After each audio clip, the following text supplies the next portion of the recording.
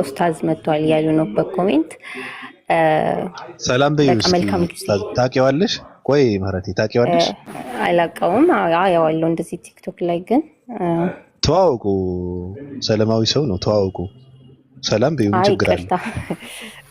አይ ጊዜ የለኝም ከስራ እኮ ሰላም በይው። የእግዚአብሔር ሰላም እኮ ነው። ሰላም በይው። ምንድን ነው? ምን አይነት ክርስትና ነው ያመጣችሁት ግን እናንተ? ለነገሩ ክርስትና የማያምን ሰው ሰላም አትበል ነው የሚለው። አንተ ደግሞ እሺ በቃ አላዋለሁ። ያው ኡስታዝ እንኳን ደህና መጣ። ሰላም አለችኝ እንዴ ባቢሎን ሰላም እያለሁ እንዴት ናችሁ? ሰላም አለይኩም ወራህመቱላሂ ወበረካቱ። ታች ያላችሁ ላይ ያላችሁ እንዲሁም ክርስቲያን ታዳሚዎች የሀገሬ ልጆች እንዴት ናችሁ? ሰላም እያለሁ ሰላም ሰላም እንዴት ነህ? ደህና ነው ወይ? ሰላም መባል ይቻላል እንዴ? ሁለተኛ ዮሐንስ መልእክት ምዕራፍ 1 ቁጥር 7 ላይ ለሚወጣና በክርስቶስ ትምህርት ለማይኖር ሰው ሰላም አትበሉት፣ በቤታችሁ ቢመጣ አትቀበሉት ነው የሚለው። እና አንደኛ እንደሚወጣ ይላል፣ ከክርስትና እንደሚወጣ ማለት ነው። ያው ከክርስትና የሚወጡ ብዙ ሙስሊሞች አሉ ሰለምቴዎች፣ እነሱንና ደግሞ በክርስቶስ ትምህርት ለማይኖር ሰው ይላል።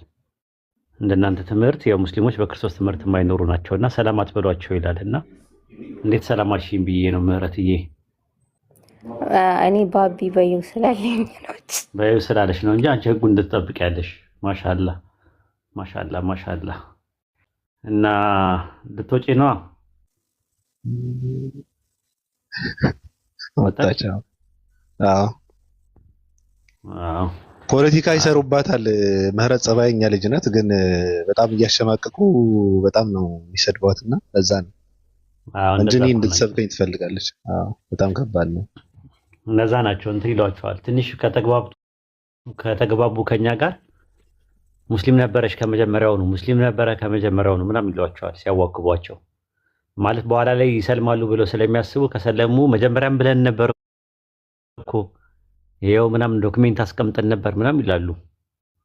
እንዲመቻቸው ነው።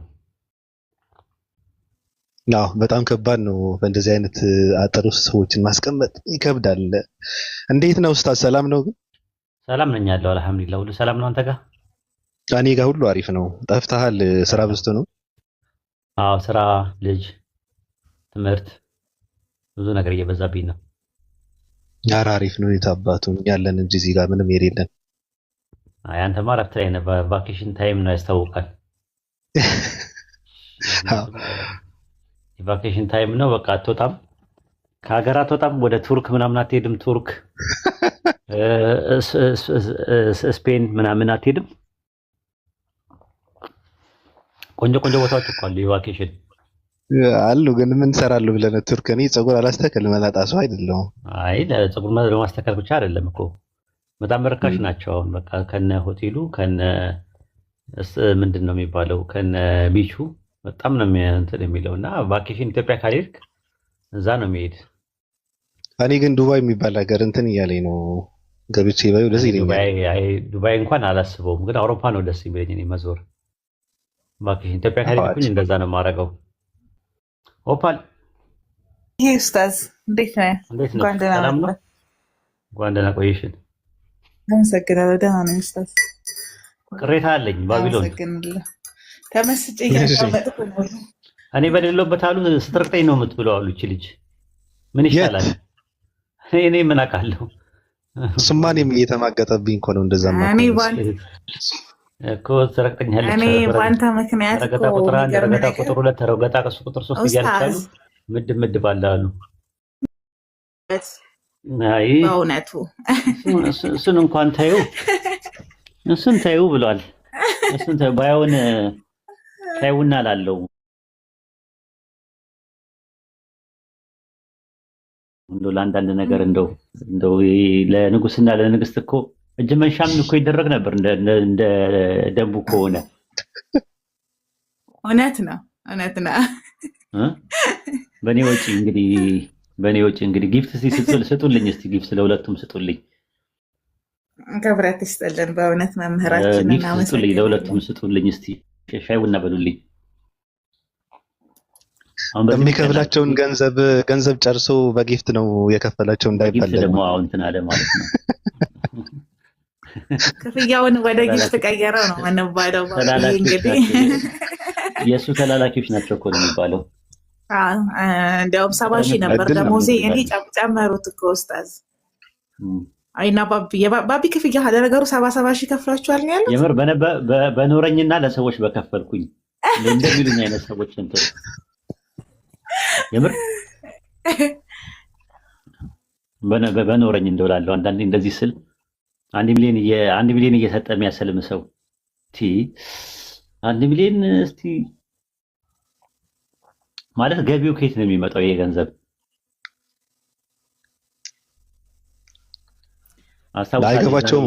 11 ዓመት ስሰልም ከምንድነው ከሪያድ ብር ሰጠሁት ነው ተብሎ ነበረ አስታውሳለሁ።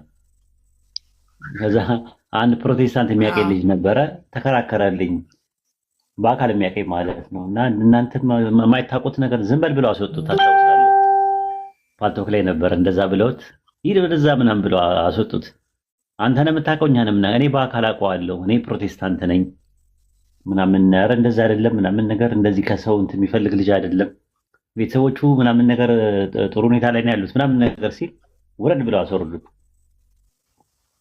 እና ያለ ነገር ነው። እንደዚህ አይነት ነገር አትደንግጡ ብዙ ጊዜ ማለት ነው። የሚጮው ነገር ሁሉ ቦምብ አይደለም አይደል? ቆርቆሮም ይጮዋል እኮ። ደንገጥ ማለት ያለብህ ለቦምብ ነው። ትክክለኛ ቦምብ ሲመጣ ያው ትንሽ ያስደነግጣል ቦምብ። ግን ቆርቆሮ በጮኸ ቁጥር ግን መደነግጥ ከሆነ ችግር አለ ማለት ነው። ችግሩ ያለው አንተ ጋር ነው ማለት ነው እንጂ ሌላ ጋር አይደለም ችግሩ ያለው ማለት ነው። አንደኛ ነገር። ሁለተኛ ነገር ደግሞ እንደዛ ነው። ጣፈጠውም መረረውም የኢስላምን መልእክት ለሰዎች አዳርሳለሁ። ይሄ የኔ ኃላፊነት ነው። በተረፈ ማለት ነው አይሞቀንም አይበርደንም። የደጋው ቁሩ ማን ነው የደጋ ላይ ያለው ምንድነው? ደጋ ምንድነው? ደጋ ምን ነበረ አስታውሱኝ። ደጋ ላይ ያለው ቁር የሐሩሩ ደግሞ እንትኑ ማለት ቁርና እንትን የሚባል ነገር አለ። ጠፋኝ እንኳን አማርኛም ጠፋኝ። ሐሩርና ቁር የሚባል ነገር አለ አይደለ? የደጋው ቁርና የእንትኑ ምናምን እንትን አይለኝም አይበግረኝም ለማለት ፈልጌ ነው።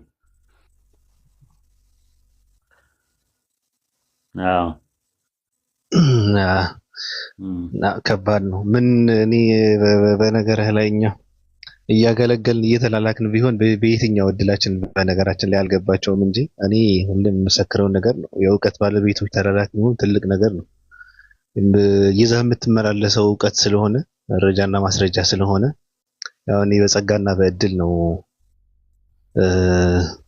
የምቀበለው እንደዚህ አይነት ስምና ስያሜና አልገባቸውም። እነዚህ ሰዎች ግን ሳስበው አንዳንዴ ቀናት ነው ራሱ አንዳንድ ሰዎች ሳስባቸው ቀናት ነው። ለምንድን ነው እኛን ቀረብ ብሎ የማያወራን አይነት ነገር ነው። እየተናከሱ ጥርሳቸውን አሽለው እንትን እያሉ እየተናከሱ ለምን እኛ ቀረብ ብሎ እንደነሱ አያወራንም አይነት ቀናት ነገር ነው እኔ እንደታዘብኩት። አዎ እነሱም አጨክንባቸው ጎራ እያልክ የሆነ ነገር እንትን ብትላቸው አሪፍ ነገር። አዎ ደስ የሚለው ነገር ግን አጀንዳ ሰጪዎች ነን አንደኛ። ሁለተኛ ነገር ደግሞ በራሳቸው ሜዳ ውስጥ ነው የምናጫውታቸው። ያው ቢያንስ ሪከርድ እንዲያደርጉ እያደረግናቸው ነው። እኛ አይደለም የሰው ሪከርድ ልናደርግ ይቅርና ጭራሹኑ እንትንም የለም ዝም ብለውንም አያውቁም። ግን በቃ በየቦታው ሪከርድ አለ እና ደስ ሲል በቃ አልኩኝ። እኛ በምንም የሆነ ባሉታይም የሆነ ባውንታይም ሪከርድ በየቦታው አለ እና በቃ ሪከርድ አለ። ሙስሊሞችም ሪከርድ ያደርጋሉ፣ ክርስቲያኖችም ሪከርድ ያደርጋሉ። ምናምን ነገር ቃላት ያገጣጥማሉ ምናምን ነገር እና በቃ እንትን ነው ደስ ይለኛል። እኔ ማለት ቢያንስ ምንድነው ለምን እንደዚህ ያለ ምናምን ብለው ሰዎች እንዲመጡ ያደርጋሉ። ለምን እንደዚህ ያለ ምናምን ብለው ማለት ነው እና ደስ ነው የሚለኝ። አይከፋኝም። አብሽሩ ሪከርድ የምታደርጉ ማለት ነው። ግን በዚያ አያያዛችሁ ልታብሉ ትችላላችሁ። ክርስቲያኖች እንደዚህ ሪከርድ የምታደርጉ ክርስቲያኖች በቃ ቀንም ሌሊትም ምናምን በእንቅልፍም በስተኙም ስትነሱም ስለ አንድ ሰው ዝም ብላችሁ የምታስቡ ከሆነ ልታብሉ ትችላላችሁ። እና ሕክምናው ደግሞ እኛ ጋርም አለ፣ መታከም ትችላላችሁ መጨረሻ ላይ። አውኪ አሰላሙ አለይኩም ወራህመቱላሂ ወበረካቱ። ወደኛ ተቋም ነው ያበደ የምናመጣ። ሶሪ አብቲ ይቀጥ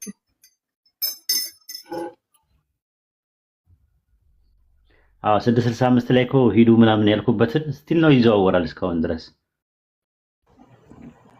በቃ ወይ ሲቀልድ ቀልዱ ምር ነው ማለት ነው።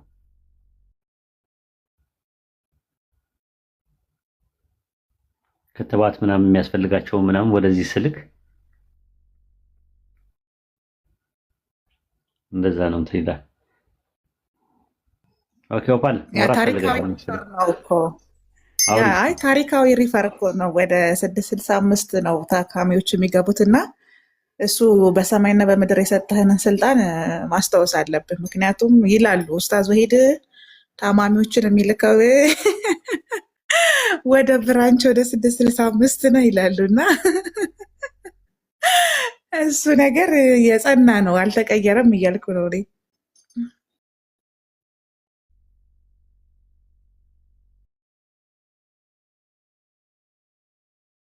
እንደዛ ነው። መክሊት ሰላም ብያለሁ። መኪ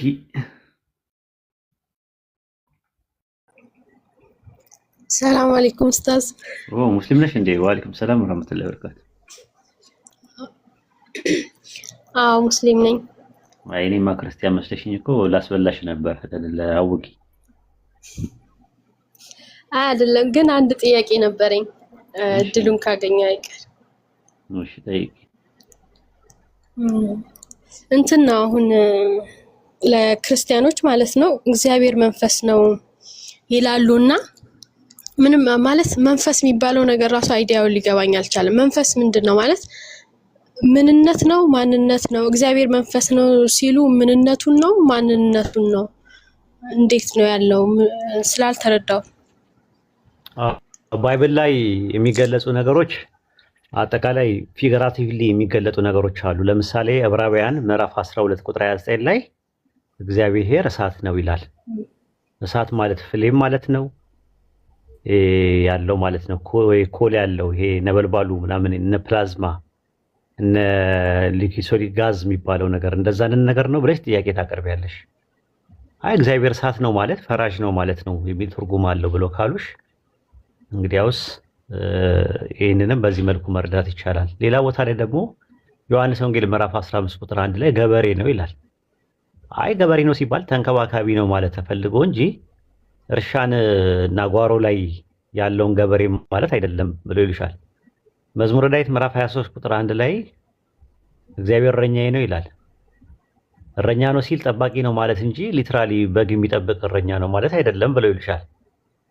ኦሪት ዘዳግም ምዕራፍ 32 ቁጥር 4 ላይ እግዚአብሔር አለት ነው ይላል። አለት ነው ሲባል ድንጋይ ነው ሲባል የሴዲሜንተሪ ሮክስ ነው ማለት አይደለም። ማለት ያ መሸሸጊያና መጠጊያ ነው ማለት ነው። ልክ እንደዛው ሆኖ ዮሐንስ ወንጌል 4:24 ላይ እግዚአብሔር መንፈስ ነው ሲባል ረቂቅ ነው ምጡቅ ነው ለማለት ተፈልጎ እንጂ መንፈስ ማለት ኦንቶሎጂካሊ ምንነት ከሆነ መላእክትም ዕብራውያን ምዕራፍ 1 ቁጥር 7 እና ዕብራውያን ምዕራፍ 1 ቁጥር 14 ላይ መላእክትን መንፈስ ይላቸዋል። መንፈስ ሲንጉላሪ ሲሆን መናፍስት ደግሞ ፕሉራል ነው። ልክ መንፈስ ብለሽ መንፈሶች አትይም፣ ጸያፍ ርቢ ነው። ልክ ቄስ ብለሽ ቄሶች እንደማትዩ ቀሳውስት እንደምትዩ ሁሉ አምላክ ብለሽ አማልክት እንደምትዩ ሁሉ መንፈስ ብለሽ መናፍስት ነው የምትዩ። ስለዚህ ገብርኤል ምንድን ነው? መንፈስ ነው። ግን መንፈስ ነው ማለት ኦንቶሎጂካሊ ነው እንዴ ብለሽ ካልሻቸው አዎ ካሉሽ እንግዲያውስ ኦንቶሎጂካሊ ይጋራል ወይ ገብርኤል? እግዚአብሔርም መንፈስ ነው፣ ገብርኤልም መንፈስ ነው፣ ሚካኤልም መንፈስ ነው፣ ሩፋኤልም መንፈስ ነው። ስለዚህ መላእክቶችም መንፈስ ናቸው ማለት ኦንቶሎጂካሊ ይመሳሰላሉ ማለት ነው።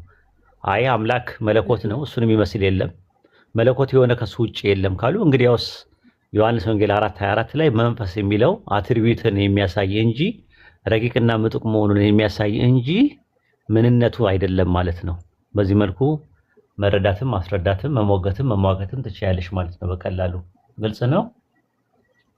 አይዋ ሽክራን።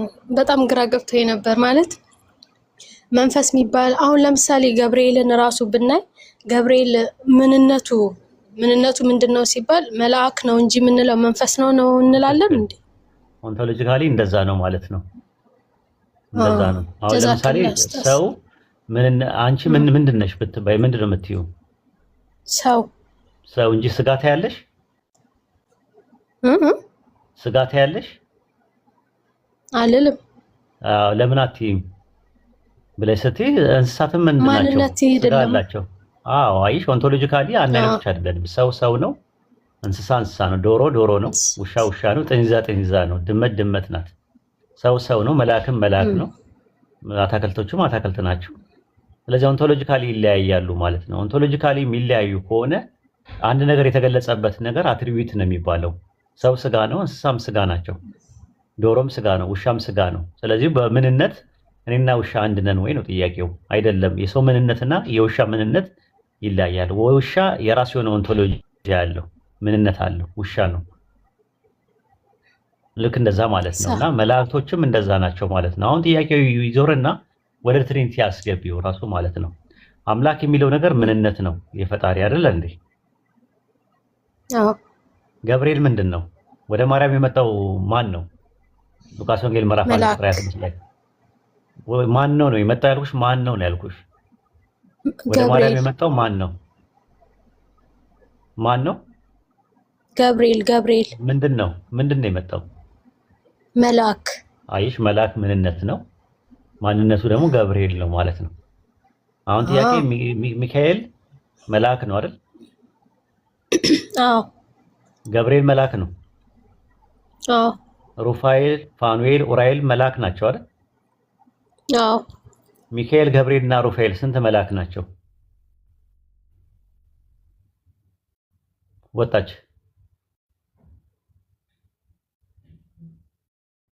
አስገቧት፣ መለሷት።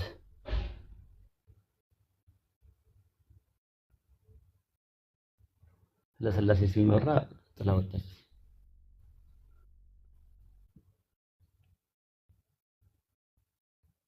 ይህ ስላሴ በቃ ሰውን ሁሉ ያስወጣል። ሰላም አለይኩም ወራህመቱላሂ ወበረካቱ። ኡስታዝ ወአለይኩም ሰላም ወራህመቱላሂ ወበረካቱ። የታለሽ? መሳብ አልቻልኩም። ሪኩዌስት ላኪ እናስገቧት።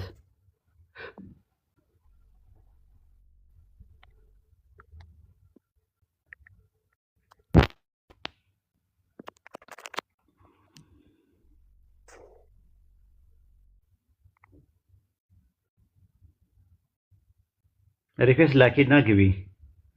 ሰዓታችን እንጠቀም። ወአለይኩም ሰላም ወራህመቱላሂ ወበረካቱ። ዋና ሁሉ ሰላም፣ እንኳን ደህና መጣ። ሰላም ነኝ ያለው አልሐምዱሊላህ። እሺ ግቢና እንትን በይ። ቶሎ አውርቼ ቶሎ ልጣ። ሀዳ ብላ ነው የገባችው ያሉ ነው። ባለ ፕሮፋይሏ ስሜላት መሰለኝ ብታወራት ብዬ ነው። ኦኬ ልጨርስላችሁ። ምንድነው ሚካኤል፣ ገብርኤል እና ሩፋኤል የሚባሉት ሶስት ምንድን ናቸው ብለን ስንል ሶስት መላእክት ናቸው። ለምን? በአካል ሶስት ስለሆኑ በማንነት ሶስት ስለሆኑ ማለት ነው። ከዛ በኋላ አንድ መልአክ ናቸው ማንም አይልም ቂል ካልሆነ በስተቀር ማለት ነው። እኔ ባቢሎንና ኦፓል በአካል ሶስት ነን። እኔ ማን ነኝ ሲባል ወሂድ ነኝ። ማን ነው ቤቱ ባለቤት? ባቢሎን። ከእንትና ከባቢሎን ጎን ያለችው ማን ናት? ኦፓል። ስለዚህ ኦፓል፣ ወሂድና ባቢሎን ሶስት ማንነት ናቸው። ግን ስንት ሰዎች ናቸው ሶስቱ ብለን ስንል ምንም ጥያቄ የለውም፣ ሶስት ሰዎች ናቸው። አካላቸውን ታሳቢና ዋቢ አድርገን ማለት ነው። ስለዚህ አብ ወልድ መንፈስ ቅዱስ አንድም ሶስትም ናቸው ማለት ነው። በምንነት አንድ ናቸው፣ በማንነት ሶስት ናቸው። በማንነት ሶስት አምላክ ናቸው፣ በምንነት ደግሞ አንድ አምላክ ናቸው። በባህሪ አንድ ናቸው፣ በአካል ሶስት ናቸው። ይሄ ነው ትምህርቱ ማለት ነው። ይሄን ይመስላል። እሺ ቢራቢሮ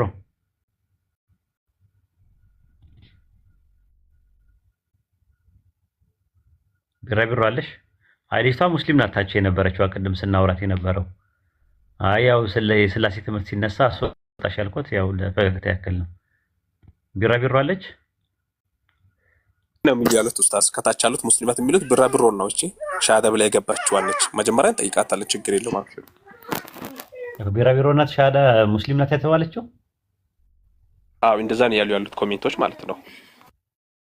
ኦኬ ጥሩ። ያው እንደሰማው የስላሴዎችን አካላትና ጾታን ፍለጋ ነው ሰዓታችን ያጠፋን። የቱ ጋር እንደተቀመጠ እስካሁን ያገኘነው ነገር የለም። ግን አለም የለም የሚባል ነገርም አለማግኘታችን ነው በጣም የሚያሳዝነው። ግን እሱ ነበረ እየፈለግን ጉዳያችንን በማያስፈልግ እንትን ያሳለፍነውና አረፍ ያለው ማለት አትችልም። የሚገርም ነገር መከራዬን የበላሁት የሥላሴን ጾታና አካል በመፈለግ። ባለፈው እንደነገርኩ ነው ጾታ ያልኩ የተባለው ነገር ግራማቲካሊ ጾታ የሚለው የግዕዝ ቃል እኮ ወደ 4 ወደ 5 ትርጉም አለው ከታሰበበት። ማጽፍ ያለው በዛም ዙሪያ ጽሑፍ ጽፍ ያለው አይተውት ከሆነ አላውቅም። በእሳቸው ቆሞስ የተነሳ እሳቸውንም ጠቅሼ ምናምን እንትን ብያለሁ። ግን እሳቸው ቢያንስ ለማለት የፈለኩት ማብራራት ነበረብኝ ምናምን ቢሉ ጥሩ ነበረ። ግን እሳቸው አዳልጦኝ ነው ምናምን ነገር ብለው ወደ ሌላ ነገር ሄዱ እንጂ ጥሩ ነበር አካሄዱ ማለት ነው። አንዳንዴ ማለት ነው እና ጮቤ ሲረግጡ ነበር። እኛ ፈጣሪ ጾታ የለውም ብለው ቢያምኑ እኮ ነው የምንወደው የነበረው። ማለት ፈጣሪ ጾታ አለው ማለታቸው ሊያስገርመን ነው እንጂ የቻለው እንኳን አሉ ብለን አይደለም የምንለው። በእኛ በኢስላም አስተምሮት ፈጣሪ ጾታ አለው ጄንደር አለው ተብሎ አይታመንም። ወንድም ሴትም አይደለም፣ መለኮት ነው እሱ። ስለዚህ ጾታ አለው ማለቴ ስህተት ነው ማለታቸው ደስ ነው የሚለን። በቃ አለማለታቸውን ነው እኛ የምንፈልገው እንጂ ማለታቸውን አይደለም። እንዴት ነው ፈጣሪ ማታምንበትን ነገር ሰዎች ሲሉ ሊገርም ነው የሚችለው እንጂ እንኳን አሉ ምናምን አትልም። መቼም ጀሃነም ሰዎች ይግቡ አትልም። እንደዚህ አይነት አመለካከት ያለው ሰው ሙስሊም ያለ አይመስለኝም። በኋላ ላይ እርማት ከወሰዱ እንኳን እርማት ወሰዱ እሰየው ነው የሚባለው። ለምን ከአንተ ትምህርት ጋር የሚቃረነውን ነገር ቢያንስ አስተካክለውታል ማለት ነው። የግድ በሁሉ ነገር መለያየት አለብን የሚል አቋም የለንም። ማለት አንድ የሚያደርገን ነገር ቢበዛ ደስ ነው የሚለን፣ ቢያንስ እንኳን ባይሰልሙ እንኳን ሰዎች ማለት ነው። ሁልጊዜ ኔጌቲቭ ሜንታል አቲቲዩድ መያዝ፣ ሁልጊዜ አሉታዊ የአስተሳሰብ ውቅር መያዝ ጥሩ አይመስለኝም። እኔ እንዳየሁት ግን ይቅርታው የተሟላ አልነበረም። የሆነ የተደበቀ ነገር እንዳለ አድርገው ነው አባታችንም ይቅርታ የጠየቁት። እኔ ይቅርታ የምጠይቀው ምዕመኑ እንዳይጠፋ ነው። ቤተክርስቲያን ውስጥ ያለ አስተምሮ ጉባኤ ላይ መውጣት የሌለበትን ነገር በማውጣቴ ነው ይቅርታ የምጠይቀው ብሎ ማለታቸው የገለጹት ነገር ደግሞ ጾታ ብቻ ነውና ያ ነገር ኦርቶዶክስ ቤተክርስቲያን ውስጥ አለ፣ አስተምሮት ውስጥ አለ። ግን ያ ነገር ጉባኤ ላይ መናገራቸው ምዕመን ሊያጠፋ ስለሚችል ነው ይቅርታ የጠየቁት እንጂ ትምህርቱ ስለሌለ ወይም ትክክል ስላልሆነ አይነት አይደለም። ያው ነገሩን ጠቅለል አድርገን ጀመር ግራማቲካል ጄንደር የሚለው ነገር ሰው ላይ ገባው ይችላል፣ ላይ ገነዘብ ይችላል። እንደዛ ለማለት ተፈልጎ ነው እንጂ ትምህርቱን እኛ እናውቀዋለን እኮ። ምንም ንባብ ቤትና ማነው እንትን ቤት መጽሐፍ ቤትና ጉባኤ ቤት ባናልፍም ግን ትምህርቱን እናውቀዋለን በተወሰነ መልኩ ማለት ነው። እንደዛ የጾታ ግራማቲካል ጄንደር እንጂ ናቹራል ጄንደር አለ ብለው አያምኑም ስላሴ። እንደዛ እንትን ጾታ አላቸው ወንድ ሴት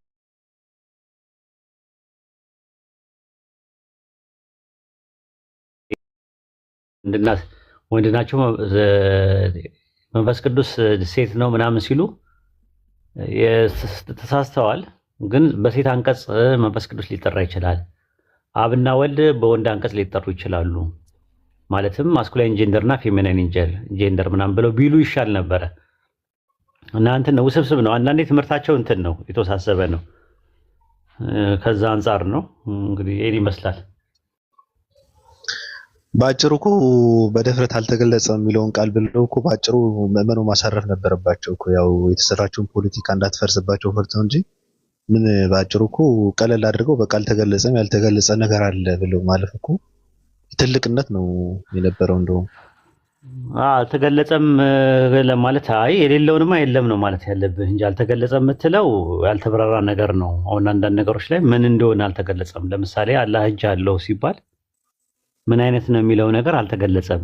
የሱ ዲቫይን ነው ማለትም መለኮታዊ ነው፣ ሰዋዊ አይደለም፣ አምላካዊ ነው፣ ፍጥረታዊ አይደለም። በቃ በዚህ እንትን ትላለህ። እንዴት ነው ያ ነገር ሲባል ከፍያው ወይም ነው ተውሂድ የምታደርገው ወደ አላህ ነው የምታስጠጋው አስብተህ ማለት ነው። በኢስላም በኢስባት የሚባል ነገር አለ።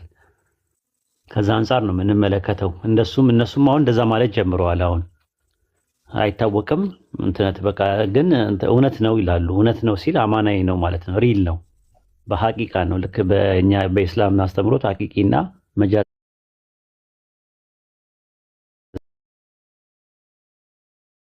አልጎሪካል ነው ብለው የሚሉ ናቸው።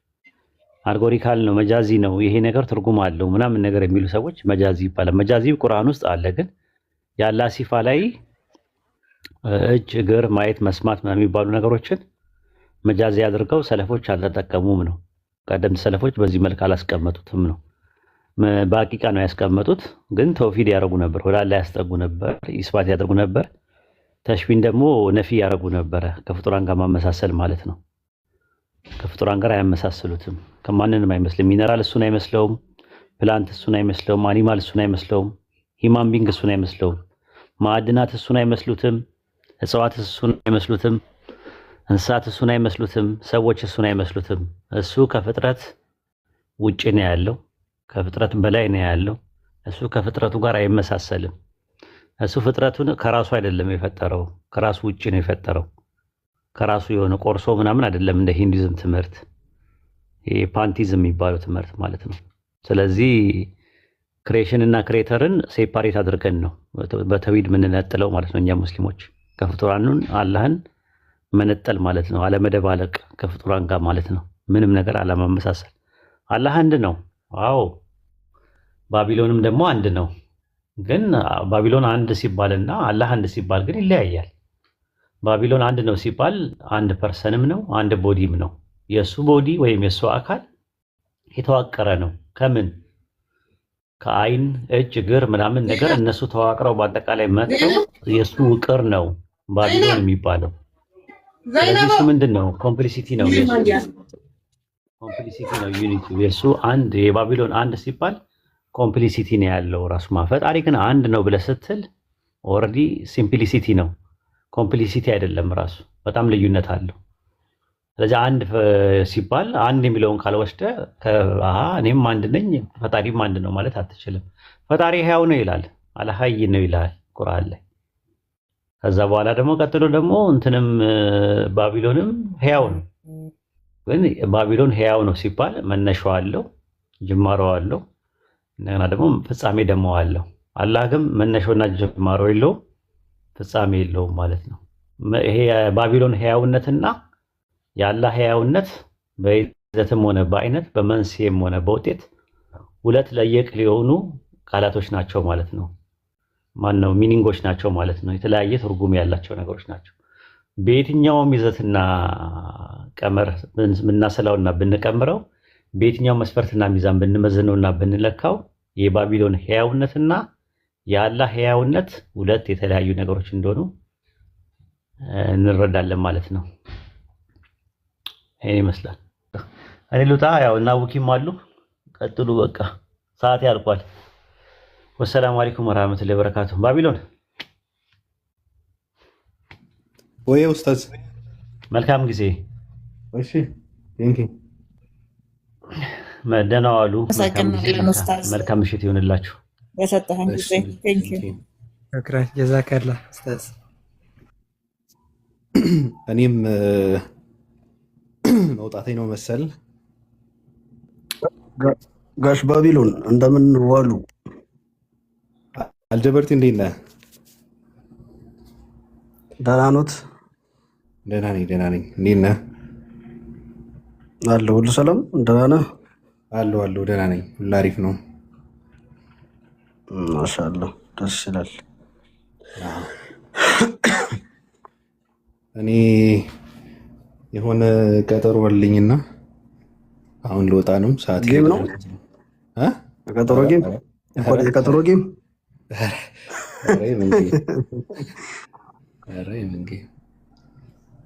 ጀባሉ አለ። ደህና ነህ? ሰላም አለይኩም። ዋልኩም ሰላም ሀጂ ባቢሎን ኦፓል አቡኪ ኡስታዛች እንዴት ናችሁ? ሰላም ነው? ኦፓል ሰላም ቢያለኝ ባቢሎን ምንድን ስማ ኦፓል ደህና ነሽ? እግዚአብሔር እንዴት ነህ? ሰላም ብያለሁ ውዴ። ማሻአላህ።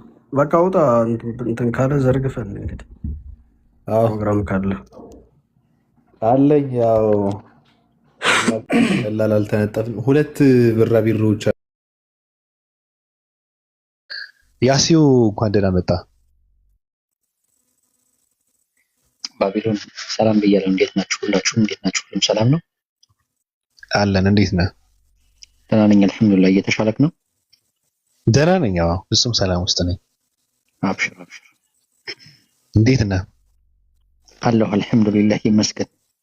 ለዛሬም ቢሆን አለሁ። ሁሉ አሪፍ ነው? አልሐምዱሊላህ። ምን አዲስ ነገር አለ? ምንም አዲስ ነገር የለም። ያው 9 ነው። 9 ነው?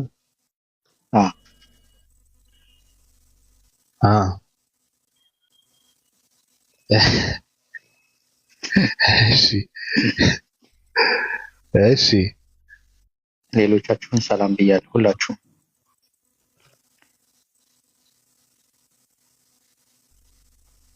ትቆያለህ ወይስ ትተኛለህ?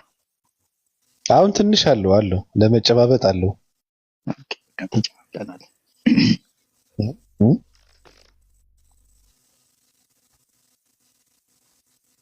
ምን አልክ ሐሰን? አይ በቃ ተጨባብጠናል። ወረዱ ካልከን እንወርዳለን። ኧረ ለምን ትወርዳለህ? የምትለን ነገር በል ማለት እኮ ነው። ምንም የለም። በቃ ጨርስ። ተው እንጂ በእውነት ተውከው እኮ ማስፈራራቱም ስብከቱም እንትን እኮ ሰውከው እኮ እኛ ስለማንገባ ነው ወይስ እንዴት እንደሆነ አላውቅም። የለህም እኮ ኧረ ሞልቻለሁ አለው። ቀንሰሃል።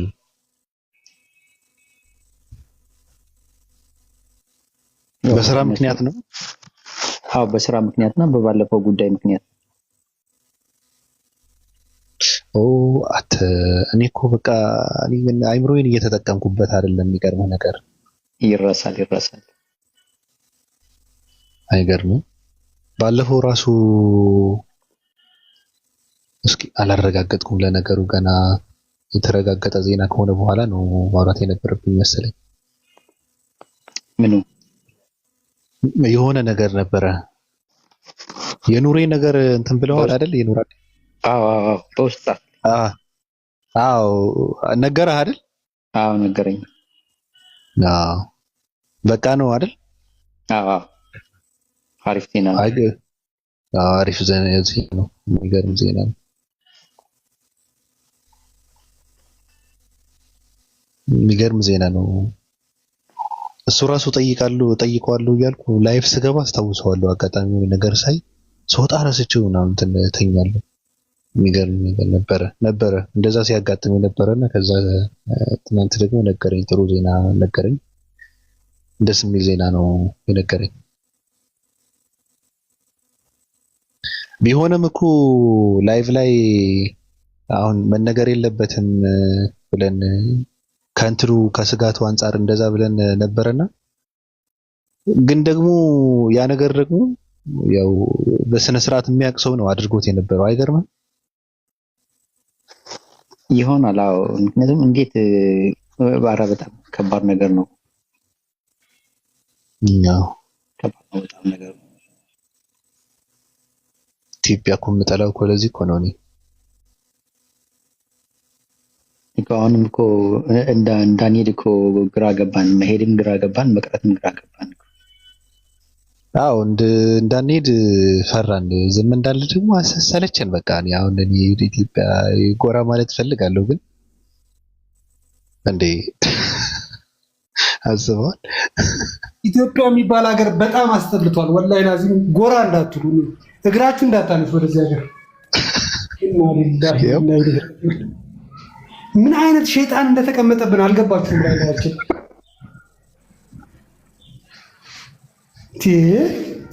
አመሰው እኮ ሀገሩን አንተ አመሰው እንዴ አንተ እያደግን ነው ይልሃል። ስለ ሀገር ኢኮኖሚ ሲያስረዳ ሰምታችሁታል? ስለ ሀገር ኢኮኖሚ እያስረዳ ምን እንዳለ አታዩትም? እንደ አዲስ አበባ ላይ የሚነዳውን መኪና መንግስት ነው።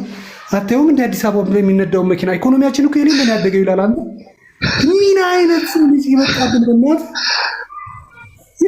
ህፃን ልጅ እኮ ነው።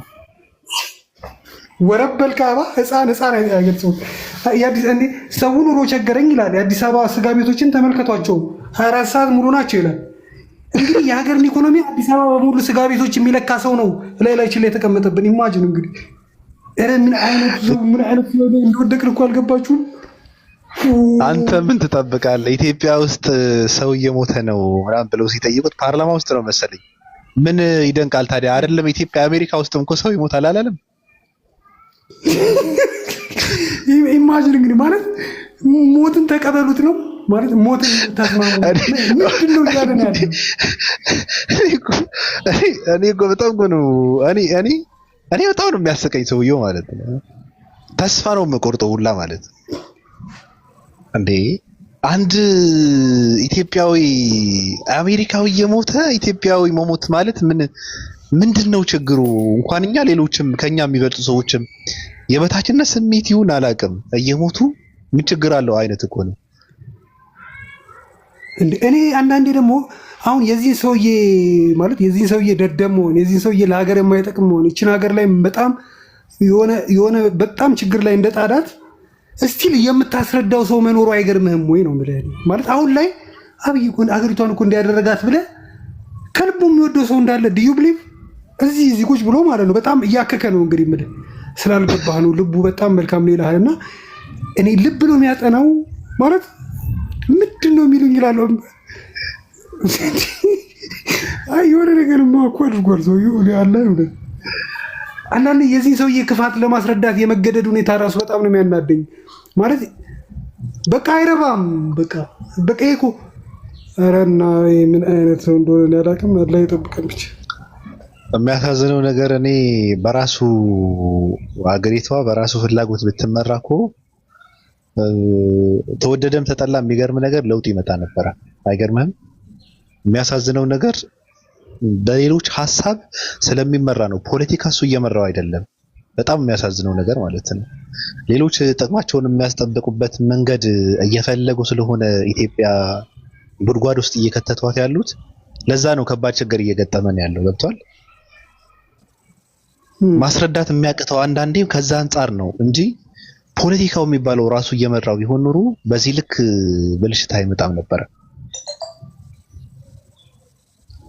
የህዝብ ተቀባይነትንም እንደመጀመሪያው ይቀጥል ነበረ።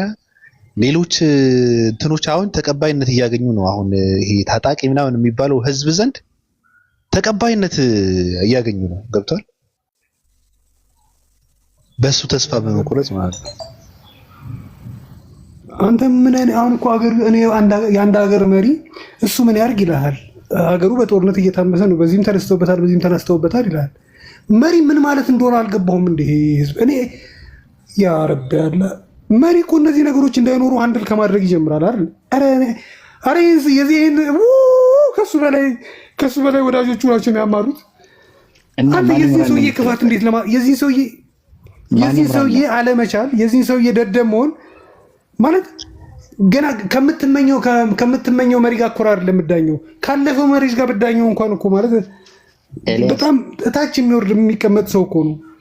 ገብቶሃል እያልኩ ያለሁት ግን የዚህ ቋራ እንዴ አረ ማንም ይምራ አይደለም እኔ ስለዚህ ሰውዬ ግን የጋራ አቋም ሊኖረው ይገባል ማህበረሰቡ ነው።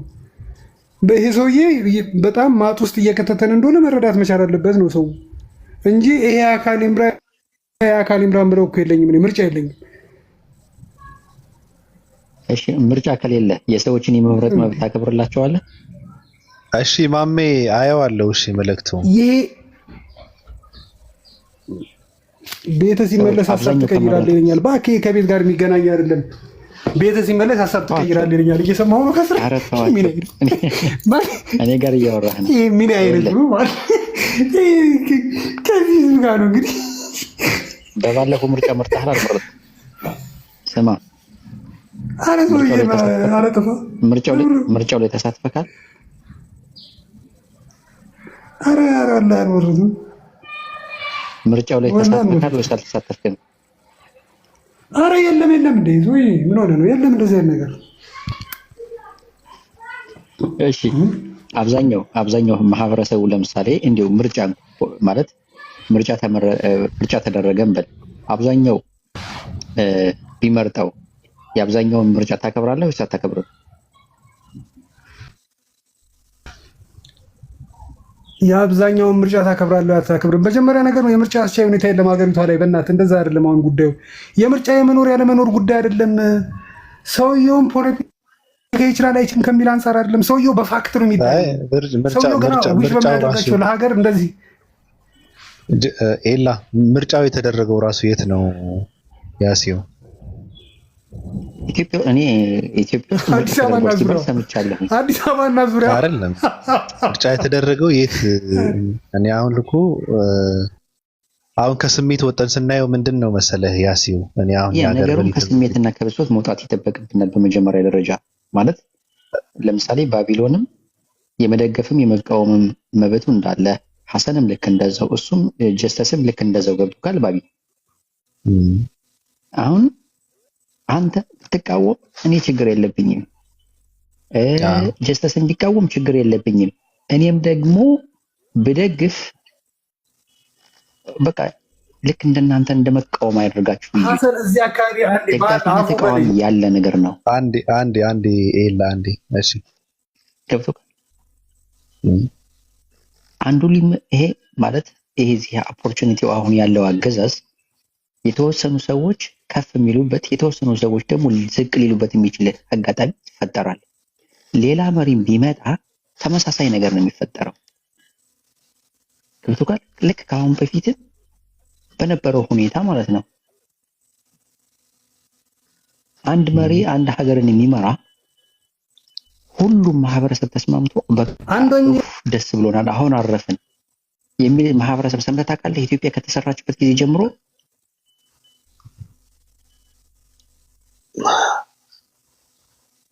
አለ ያለበት ሰዓት ነበረ። ያለበት ሰዓት ነበረ። መቼ? ለምሳሌ አብይ መጀመሪያ ላይ ሲመጣ እንደዛ ነበረ። ሁሉም ኢትዮጵያዊ ተስማምቶበት ነበረ።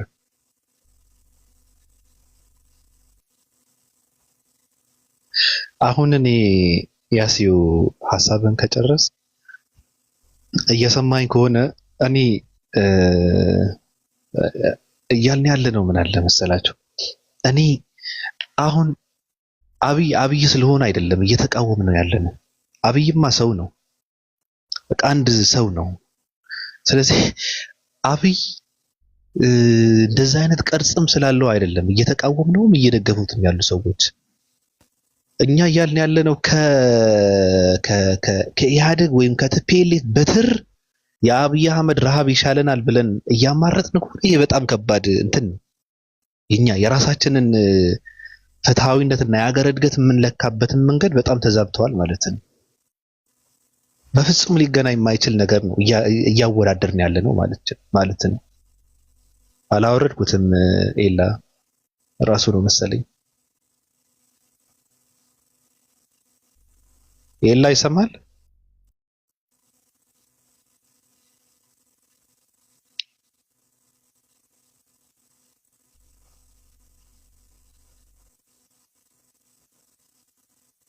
ይሰማል አይደል? ይሰማኛል። እኔ ይሰማኛል። ቴንኪ። እሺ አሁን እየተባለ ያለው ምንድነው? አሁን ምርጫ ተደረገ ሲባል የትኛው ህዝብ ነው የመረጠው ብለን ስንል ኢትዮጵያ ውስጥ አንደኛ ነገር ፍትሃዊ ምርጫ ተደርጎ አያውቅም። ከዚህ በፊት በፍጹም ምርጫ ተደርጎ እንደማያውቅ ነው እኔ ማምነው። ስለዚህ የህዝብ ውሳኔ መከበር አለበት ብለን ልንከራከርለት የምንችል መንግስታዊ ስልጣን ያገኝ አንድም ሰው ሊኖሩ አይችልም ማለት ነው። እንደኔ ሐሳብ ከሆነ እውነታው እንደዛ ነው። ሲቀጥል ምንድን ነው እነዚህ አብይ የመረጡ ሰዎች አይ የመምረጥ መብታቸውን መከበር አለበት ተብሎ የሚወራ ከሆነ አብይ የሚቃወሙ ሰዎችንም ከመሬት ተነስተው ስላልሆነ እነዚህ ሰዎችንም የመቃወም መብታቸው ሊከበር ይገባል። ምክንያቱ በትሩ እያረፈ ያለው በካድሬዎች በተራ ደጋፊዎችና በመንግስት ራሱ ነው። አብይን የሚቃወሙ ሰዎች በትሩን እያሳረፈባቸው ያለው ማለት ነው። ይሄ ትክክል አይደለም። እነዚህ ሰዎች ከመሬት ተነስተው አይደለም መኖር ስላቃታቸው ነው። ወጣት እያለ ምን አይነት ሀገር ነው እየፈጠርን ያለ ነው ብሎ ሲል ህዝብ ችግር እየመጣ ስለሆነ ነው። ማነጻጸር ካለብን ደግሞ ስናነጻጽር እኛ ከጉዳያችንና ከሀገር እድገት ነው ማነጻጸር ያለብን እንጂ ህወሓት ወይም ወያኔ የሚባል ስርዓት ሃይላንድ ሲያንጠለጥልብን ስለነበረ አብይ አህመድ ደግሞ አንገታችን ላይ ረሃብ ቢያንጠለጥልብን ምንም ችግር የለውም አይነት ጨዋታ ከሆነ የምንጫወተው ከባድ ጥፋት ነው። በጣም ከባድ ጥፋት ነው። የምናነጻጽረው ከኢትዮጵያ ሁኔታ አንጻር ኢትዮጵያ ወዴት እየሄደች ነው ከራሳችን ጥቅም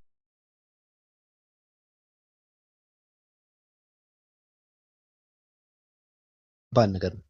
ምክንያቱ ያመጣ ነው የተሻለ በጣም የተሻለ ነገር እንዲመጣ ያ ትናንት ሲደረግ የነበረው ሁሉ እንዲቀረፍ ተብሎ ነው ያ ሁሉ መስዋዕት የተከፈለው እንጂ አይ ከነሱ የተሻለ ስቃይ የሚያሳድርብን የሚያሰቃየን ሰው እንዲመጣ አይደለም። ሲቀጥል አንድ ብልጽግና የሚባል ስርዓት ኢትዮጵያ እየመራ ነው ወይ ተብሎ ቢጠየቅ አሁን ኢትዮጵያ እየመራ ማን እንደሆነ አላውቅም። እነሱ ግን ትግራይ ክልል ድርሽ አይልም። አሁን ብልጽግና አማራ ክልልም በግማሹ ድርሽ አይልም። ኦሮሚያ ክልል ግማሹ ድርሽ አይልም። የትኛው ሀገር ነው እያስተዳደረ? እነሱ ግን ተመችቶኛል። ህዝብ ነው እያስተዳደረ ቢሸምመው ጀመር በስዕል ባያደርግ ኖሮ እኮ ሊገባ ሁሉ ተቀራርበን ማውራት አለብን መቀራረብ አለብን ብሎ ማለት ነበረበት፣ ግን አይደለም። በጣም ዲክታተር ስለሆነ አይመለከተውም። ህዝብ የፈለገ ነገር ቢል ለሌሎች ቴንክ ዩ ከንቲባ አዲስ አበባ በማሳመር አዲስ አበባ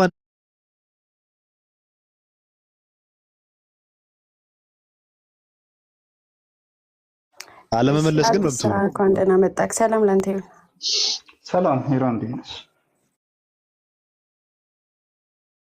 ከአዲስ አበባ እንዳያልፉ በማድረግ ኢትዮጵያ ጥሩ ሀገርና የለማች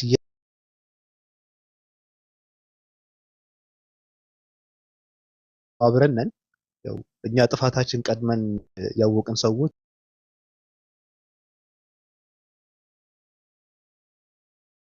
ብላችሁ የምታምኑ ሰዎች ናችሁ። ይሄ ደግሞ ወደ ጦርነት ነው ራሱ ነገሩን የሚያድመው። እርግጠኛ ነኝ ህዝቡ ቢግባባ፣ ህዝቡ አንድ ቢሆን፣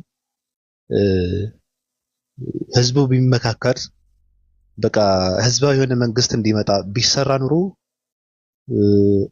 የትም ቦታ ላይ ያሉ ሰዎች በተለይ አሁን በጣም እንትን ወደ ጦርነት እየገቡ ያሉ አካላቶችን የሚወገዱበት በጣም ቀላል ነገር ነበረ። በጣም ቀላል ነገር ነበረ ማለት ነው። አሁን ለምሳሌ በቲፒኤልኤፍ በኩል ያለው ህዝብ እየተፋው ነው፣ ህዝብ እንትን እያደረገው ነው። እሱ ሲጠፋ አንድ ዲክታተር ሰው ቁጭ አድርገን መገረፍ ከሆነ እያደረግን ያለ ነው ሌላ ነገር ነው። ሌላ ህዝብም መነሳት መቻል ነበረበት።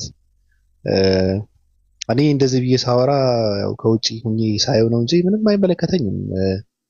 ኢትዮጵያ ብትለማም ባትለማም መመለሻችን ወደዛ ነው ብለን ስለምናምን ነው እንጂ ያው ጠፍተን ቀርተናል፣ ወጥተናል እኛ ከኢትዮጵያ የሚባለው ሀገር። ግን አንዳንዴ ኢትዮጵያን ስናያት ኢትዮጵያን ስንገመግም ምናልባት ከአስፓልቱ ወጥተን ቢሆን ደስ ይለኛል። እኔ ኢትዮጵያ ማለት ብዙ ሰፊ ሀገር ነው። በረሃብ የቆረቆዙ በጣም የተራቡና የተቸገረው ህዝቦች ያሉባት ሀገር ስለሆነች ከአስፓልቱና ከከተማውን ወጥተን የገጠሩ ማህበረሰብ ጎጆ ውስጥ ሆነን ደግሞ ይሄ ፖለቲካ የሚባለው ስለ ሀገር ጉዳይ የሚባለው ስለ መንግስት የሚባለው ነገር ቢዳሰስ መልካም ነገር ሆኖ እኔ ይታየኛል። እንደዛ ቢሆን መልካም ነው እንጂ እኔ ባለሁበት እግሬን ሰቅዬ በጣም የሚያምር ሶፋ ላይ ቁጭ ብዬ ከሆነ ፖለቲካ እንትንም አድርገው ከዛ ደግሞ የማየው ደግሞ አዲስ አበባን በማየት የአብይ አህመድን ኢትዮጵያ አትፈርስም የንግግር ስካር የሚያማምሩ ስፎችና ስፒከሮችን ከፊት ለፊት ማይክ እንትን አድርጉ። ይሄ ከሆነ ኢትዮጵያ የምናይበት መንገድ በጣም ከባድ ነው። ጴንጤ ሀገር አጥፊ ነው። ጴንጤ ኢትዮጵያን ያጠፋታል። ኢትዮጵያ እያጠፋ ያለው ጴንጤ ነው። ይሄ ነው የኔ ሀሳብ።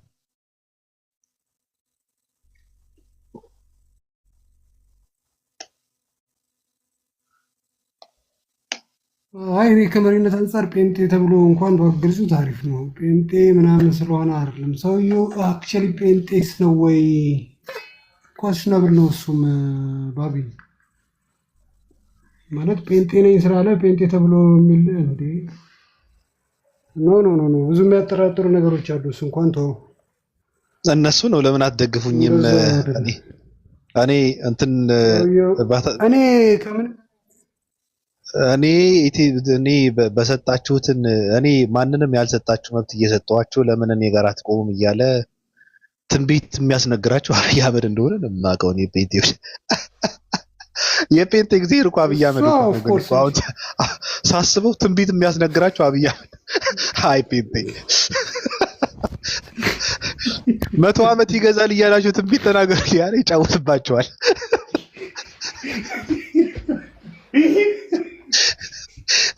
እኔ በጣም ግሩም መጀመሪያ ላይ ኢሳያስ የሚባል ሰው አብይም 1000 ዓመት ይግዙ ብላችሁ ጸልዩ ይላል። እንትንም ያስነግራቸዋል። ይሄ ምንድነው? ትንቢት ያስነግራቸዋል። አይ ጴንጤ አፈሪ ብላ በጣም ነው የሚገርመው። በጴንጤማ ቀደደበት። እሱ ምንም ጥያቄ የለው። እንደ ማህበረሰብ እንደ ሃይማኖት በጴንጤ ቀደደበት። እንደፈለገ እኮ ነው ትንቢት የሚያስነግረው እንዴ። ይበቃናል። አዎ ይበቃናል። ኦፓልን እስኪ ሆድዋን እስኪ ዳሰስ እናድርገው። ኦፓል አለሽ ወይስ ተኝታ ነው? አሮን ካሪተኛች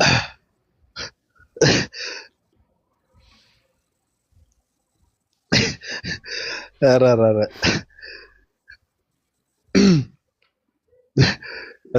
እስኪ ከዚህ በኋላ ጴንጤ ትንቢት የሚናገረው ለማን ነው? በማን ነው? ጴንጤ ትንቢት የሚያስነግረው ማን ነው? ኧረ ምን አሁን ምን ብሎ እንደሚተነብይ አልነግርህም እንዴ? መሳፋውን ትንቢት ልንገርህ። እሺ ማለት ትንሽ አሁን ወደ አዲስ አበባ እነዚህ የሚዋጉ ኃይሎች ወደ አዲስ አበባ እየቀረቡ እንዲመስሉ ያደርጋል እግዚአብሔር ይላል። ከአዲስ አበባ ሊገቡ ሲሉ ይላል እግዚአብሔር ታሪክ ይገለብጣል ይላል። ታሪክ ይቀይራል ይላል። በቃ እንዲህ ነው የሚልህ። ታሪክ ይቀይራል። አብይ ለ30 ምናምን ዓመት ሲነግስ አየሁት ይልሃል። ለምን 10 ምናምን ዓመት እኮ ተተንብዮለታል እኮ። አዎ እኔ እኮ በጣም እኮ ነው የሚገርመው። እነዚህ ሰዎች ማንነት በጣም ነው የሚያስቀው። በነገር ላይ ጴንጤ እኔ መዝናኛ ለሃይማኖተኞች መዝናኛ የተፈጠረ እንትን ነው። የሆነ ነገር ኮፒ አለው አይደል?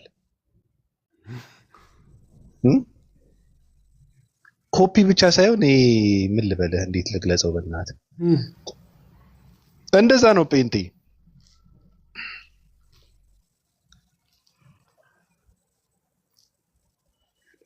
ኦፓል አለሽ አንተ ወላሂ ጴንጤ መጫወቻ ያደረጋቸው። አዎ ታዝበ ከሆነ ትንቢት ያስነግራቸዋል። ወጣ ብለው ዋዋዋዋዋው ይላል። ደግሞ ይሄ ቀዳዳ ደግሞ ይሄ ፓስተር የሚባለው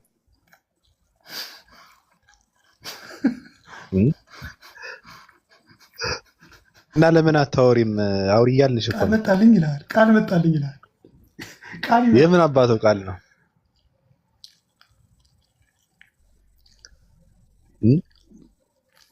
ትንቢት ነው። ትንቢት መጣልኝ እግዚአብሔር ተናገረኝ ይላል። እንኳን ከእግዚአብሔር ሊናገር ወላሂ ማህበረሰቡ ራሱ ግን እሺ ቆይ አይ ባቢ ግን ማህበረሰቡ ራሱ ግን ጤነኛ ነው። አሜን በኢየሱስ ኢየሱስ እጁን እየዘረጋ ይቅርታ አድርግልኝ ኤላ ይቅርታ አድርግልኝ። ይሄ ወደ ሰሜኑም እንትን እያለ ነው፣ ግን ይሄ በደቡብ አካባቢ ኢትዮጵያ ውስጥ ምን በልቶ እንደሚያደግ እኔ ግራ ነው የሚገባኝና በቃ ገከም ያለ ነው። ምንም የሚያገናዝብ አይደለም። አሜን ይላል፣ በቃ ዝም ብሎ ይቀበላል። እና በጣም ነው ያሳዝናል። እንዴ የሞተ አስነሳለሁ ብሎ እኮ 2000 ስንት ነው ታስታውሳለህ? በላይ ብሎ ቀብርን አስቆፍሮ እንትን የገባ አንድ ጴንጤ ታውቃለህ? ፓስተር ታስታውሳለህ? ኢትዮጵያ ውስጥ እንትና ነው ይሄ የቦሮምኛ የሚሰራው ማን ነበር ስሙ? አላውቅም። ኢትዮጵያ ውስጥ 2000 ስንት ነው አስታውሳለሁ። በላይ ያለ ቀብር አስቆፍሮ ገባበት፣ ተኛበት። ሬሳ ላይ እምቢ አለ እንዴ? ተነስላል እንዴ? መጨረሻ ላይ ገገመበት መሰለኝ። የምር ሞተ መሰለኝ ሰውዬው ነው።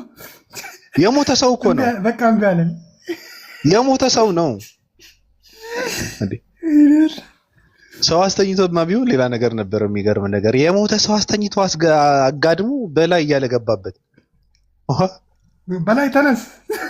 አዎ ከየት ይምጣ? በቃ እምቢ አለ። በቃ እምቢ አለ።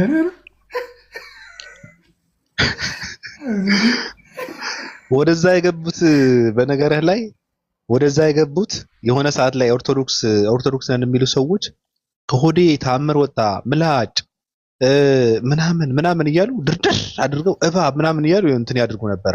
የዛኔ የታምር ብዛት ማለት ነው። አታስታውስም እንዴ? 12 ዓመት አርግዤ ወለድኩ ያለች ኢትዮጵያዊ ሴት አታስታውስም? ከዛ ብዙ ነገር አለ። እሱን እንትን ብለው ነው እንደዚህ እየተባለማ ከሆነ ህዝብ በዚህ አሜን የሚል ኦርቶዶክስ ስለነበረ ዋው አለ ጴንጤ ገባበት። ከዛ ደግሞ ሙስሊም መጣለት ገድለ ከረሙ ማለት ነው። ሙስሊም መጣለት አላየሁም እንዴ ማይክ እንትን ተብሎበት እና ሀጂ ይላል ደግሞ ጺሙን እያሻሸ ማለት ነው። ሀጂ ምናምን ያው ኡዱ የሚያደርጉበት ውሃ ጎርፍ ሆኖ ወሰዳቸው ምናምን እያለ ይዘረዝራል እየዘረዘራል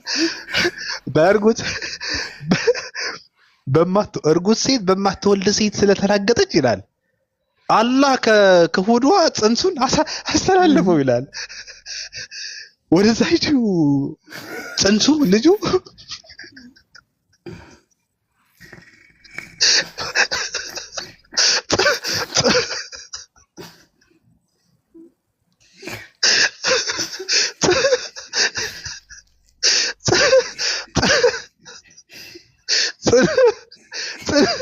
እኔ እኮ ዋን ያልኩት ከየት የመጣ ነው ደግሞ ምናምን ብዬ ምንድን ነው እዚህ ማለ እንዴ ይቻላል እንዴ ትላለህ? ጽንስ ናት አስተላለፈው አለ እንዴ ያለ ወንድ ተወለደ የሚባለውን ኢየሱስ እየተገረምንበት ደግሞ ከሴት ወደ ሴት ደግሞ ከወደ ወደ ሆድ ደግሞ ጽንስ እንዴት ነው መተላለፍ የጀመረው? የሙስሊም ገድለ ከረሙ ደግሞ ይለያል።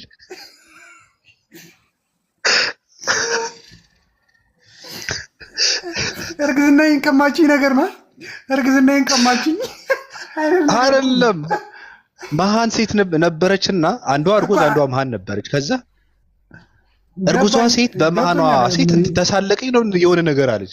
አዎ ከዛ አይደለም የምናምን ተአምር ነው እንጂ አላሁ አክበር አስተላለፈው ጽንሱ ወደዘኛ አይቶ ሁባ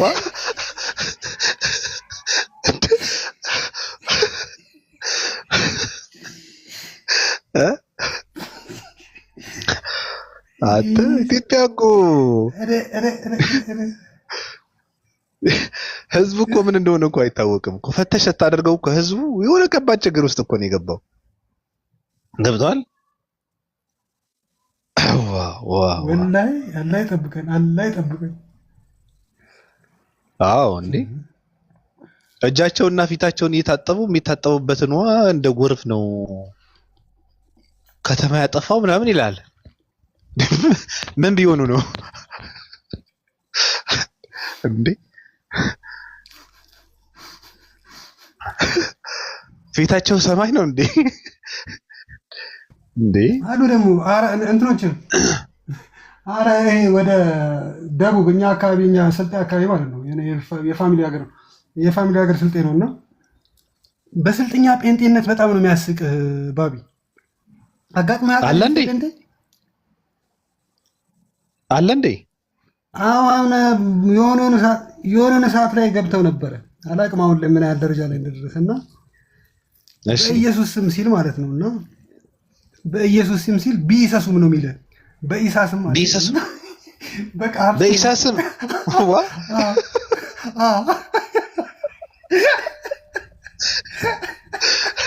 ጭራሽ በኢሳ ስም ቢሰሱም ይላል። ቢሰሱ እንደዛ ነው አሉና በጩሎ ይላል። በልጁ ማለት ነው ደግሞ በጩሎ አይመጣውም ታውቃለህ። ቋንቋውን የሚያውቁ ሰዎች ናቸው ወይስ እንትና ስልጤ ጴንጤ አለ? እኔ አይዳውት ግን አለ ነው የሚሉኝ። እኔ ግን በስልጥኛ ግን ሰምቻለሁ ስብከት በስልጥኛ ቢሰሱ እንትን ሲል በጩሎ ነው ምናምን። ኧረ እዚህ ሚዲያ ላይ ነው የሰማሁት ለመጀመሪያ ጊዜ ራሱ ቢሰሱ ማለት አንተ ቢሰሱ በዚህ ሚዲያ ቢሰሱ እንትን በጣም የሚገርም ነው። በጩሎ ይልሃል አሉ ደግሞ በጩሎ ማለት በጩሎ ነገር መሆኑ ጩሎ ልጅ ነው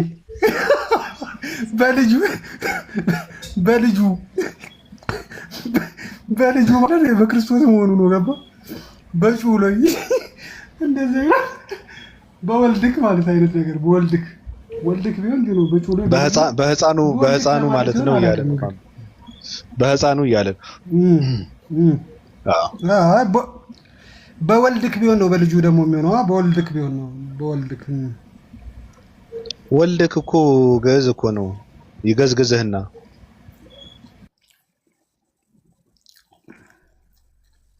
ምን ይቋጨ ነው? እየበላ ነው አንተ? አዎ እየበላው ነው። ምንድነው የምትበላው? እና አብይን ሰደበ አንድ ካለ ሽሮ አብይን ሰደበ አንድ ካለ በላ በጩሎይ ማለት በህፃኑ ማለት ነው። በጩሎይ ግን እንደዚህ የሚሰቁት እንደዛ ነው። ክሊር ለማድረግ ያህል ቋንቋ እንደው አንድ አጋጣሚ አለ። ዳሎቻ የሚባል አካባቢ አሁን የስልጤ ተወላጅ ነኝ። ከብት እርባታ ምናምን ከፈቱ በእንትን ስም ማለት ነው። በኢንቨስትመንት ስም መሬት ተሰጣቸውና ከብት እርባታ መሰረቱ ምናምን። ከዛ ለህዝቡ እየቃደሙት በግ እየሰጡት ምናምን ይረዱታል። ከዛ አሁን ምን ቀራችሁ? ጩሎይ ተቀበሉ፣ ህፃኑን ተቀበሉ ማለት ኢየሱስን ተቀበሉ ነው።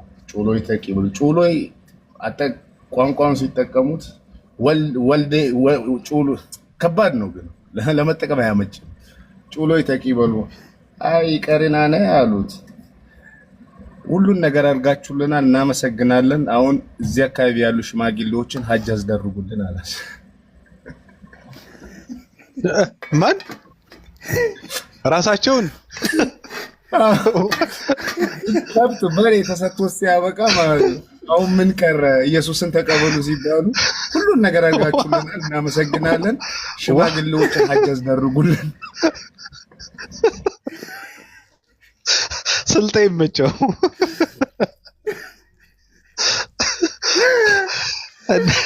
እና ይሄ ደቡብ ላይ የተጫወቱበት ስልጤ የተጫወተባቸው ያልክ ነው። በኢየሱስ በጌታ ስም ይሄ ህዝብ የተረገመ ነው ብለው ካምፓቸውን ጠቅልለው ወጡ። ከዛም በኋላ ከብት እርባታውን ጥለው ኧረ ደግ አደረጋቸው። እዛ ላይ ፈረንጁ ማለት ነው ስልጠኛ ተምሮ የስልጤ ልብስ ለብሶ ነበረ የሚሰብከው። ሬዲዮ ጣቢያ ከፍቶ በስልጠኛ ማለት ነው። ለዛ አካባቢ ለስልጤ አካባቢ ብቻ ምሰራ ሬዲዮ ሰርቶ እንዴት እንዳደረጉት አላውቅም ነበረ ጣቢያው ራሱ። ቀይ መቼም ሊቀና የማይችል ህዝብ ነው ብለው አይ ስልጤ በሃይማኖቱ የሚደራደር ህዝብ አይደለም። አይ ስልጤ ሆነ ደግሞ ማለት ክርስትናን ማለት እኔ አሁን ስልጤ ስለሆንኩኝ እንትኑን አውቀዋለሁ ማለት ያስቃል። በቃ ማለት ያለመድከው ነገር ነው። እንዴት ልበልህ ቋንቋ አይመጣልም። በቃ በጩሌ ቢሰሱ ምናምን ሲል በቃ ንፍር ነው የምትለው የቋንቋ ባለቤት ብትሆን አይገጥምልህም። ዛጋ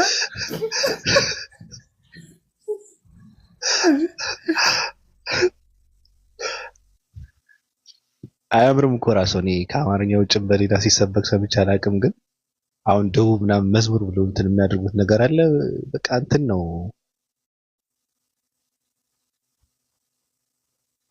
ጮሎ የሆነ ነገር ነው ራሱ።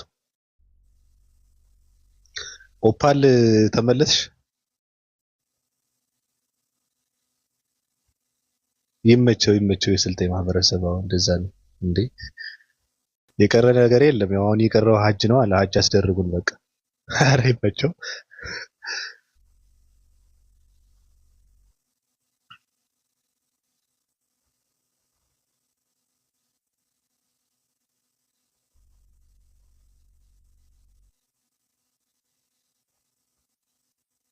ጌታ ለመቀበል ምን ቀራቸው ሲባሉ ሀጅ አድርገው ነው ጌታ ነው የሚቀበሉት። እዛ ጋር ሲመለሱ ደግሞ በስልጠኛ ሲሆን ነው ደግሞ ጦሽ ያደረገ አኩ እና ያገባናን እንኮናን እንደዚህ ሆነላችኋል ምና አኩ ምን ይቀራን አይነት ነገር ነው። አሁን ምን ይቀራችኋል ነገር ነው እኮ ገባ። ትችላለህ ስል እንትን ቋንቋውን ትችላለህ? እሞክራለሁ አኩ ምናምን ብለው ነው እንግዲህ በቃ ሁሉም አድም አልቀረና ምንም አልቀረንም አይነት ነገር መሆኑ ነው ገባ። እና ሽማግሌዎቻችን በስልጠኛ ስትሰማው ነው በቃ ያሸናሃል። ባቢ እንትን ከማህበረሰቡ ጋር ኖረ ብታከው ደግሞ እንዴት እንደሚያልፍ አባቶቻችንን ሀጁ ሰዱልን። አንተ የመጨረሻ እርግማን እኮ ነው የተረገ እንዴ እኮ በጣም እንዴት የቱ ጋር ታስቀምጠዋለህ? ተጫወተባቸው አይገልጸውም እኮ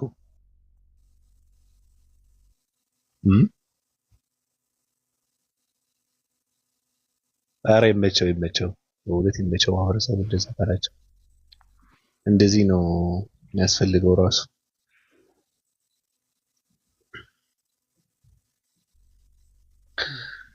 እሺ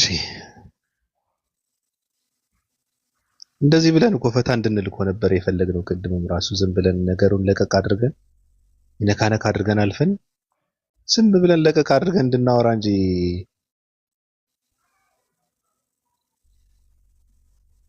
መነታረክ መሰዳደብ ምናምን በጣም ከባድ ነው። ስለዚህ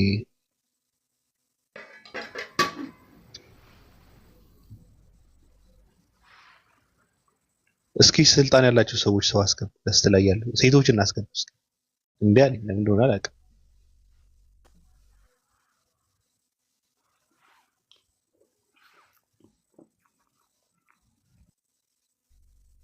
ምን ነው ሱሱ?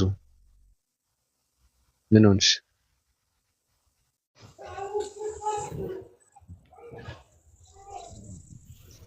ሰላም ባቢ።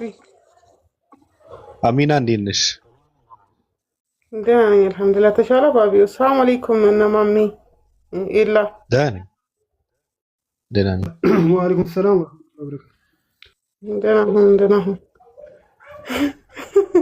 ኧረ ወላሂ አንተ ግን ኢላ የተመታህ ነው። በጩለስ ምናምን የሚሉትን አየኸው? ሚዲያ ላይ የተለቀቀው እንደዚህ ናቸው። ባቢ ግን ማለት ነው የሚያስጠላው ከነሱ ከጴንጤዎች ማለት ነው ከሚሽነሪዎች የሚያስጠላ አንድ ነገር አላቸው። ምን እንደሆነ ታውቃለህ? ደካማ በሆነው ማህበረሰብ መካከል ይገቡና ማለት ነው በዓል በሆነ ጊዜ አንዳንድ ነገር ያቀርቡለታል። ትምህርት በሚጀመር ጊዜ ደብተር ምናምን ያቀርባሉ። አሁን እኛ ወደዛ ወደ ስልጤ ወደ ሀዲያ ድንበር ነን ማለት ነው።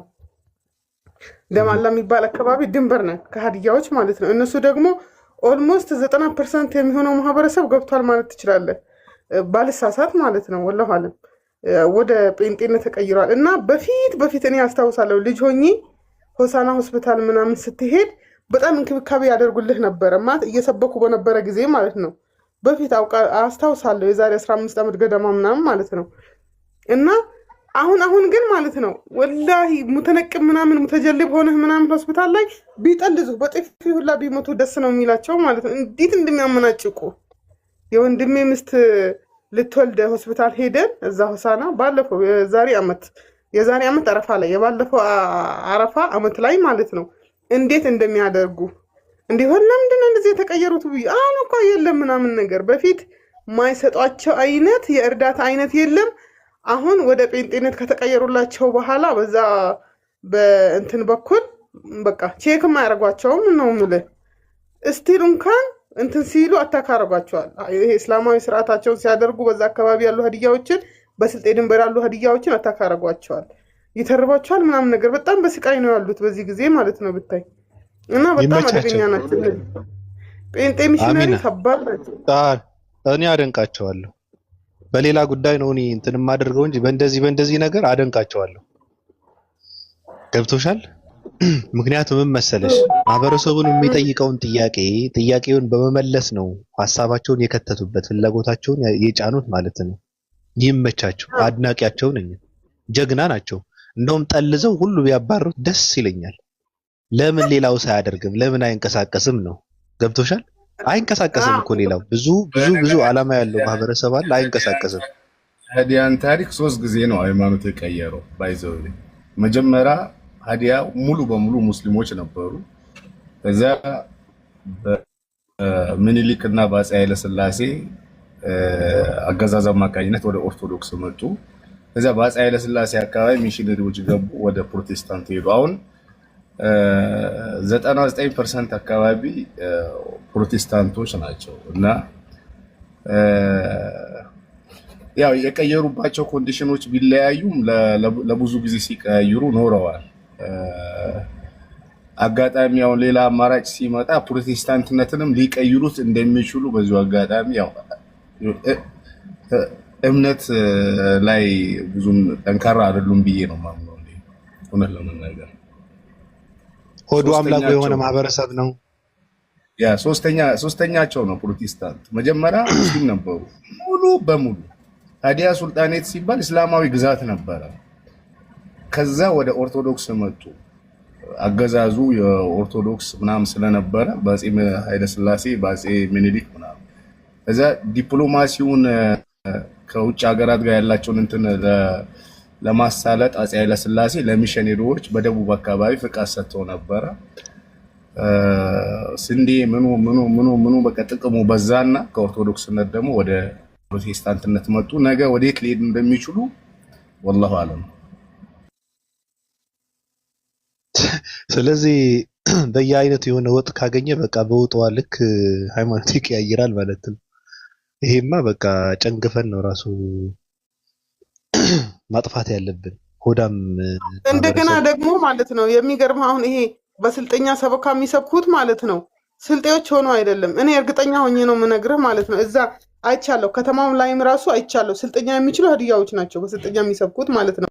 ወደ ሀላባም ራሱ ሂጄ ነበረ። እዛም ሀላባም ሀላብኛ የሚችሉ አሉ፣ እነሱ ናቸው። ምን ለነሱ እኮ በቃ ቀላል ሆኗል ማለት ይችላል። በሶማሊኛ መዝሙር አላቸው ሰዎች። ሶማሌ ክልል ገብቶ በዚህ ደረጃ ቋንቋውን ለምደው እኮ መዝሙር አላቸው ሰዎች ናቸው። አጃኢብ እኮ ናቸው እነሱ። የበዛልኝ የኔን ታሪክ ላጫውተህ። ድህነቴ ባንተ ነው ኢየሱሴ። አሁን ትሰብከናለች ምህረት። የኔን ታሪክ ላጫውተህ። እሺ።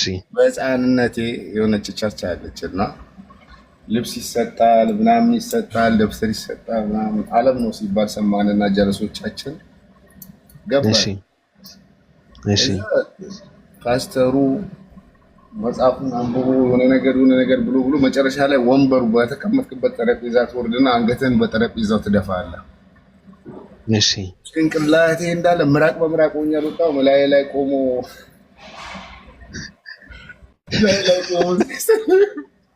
ጸጉሬ ሻወር ወሰድኩ ነው ምራቅ ያገባ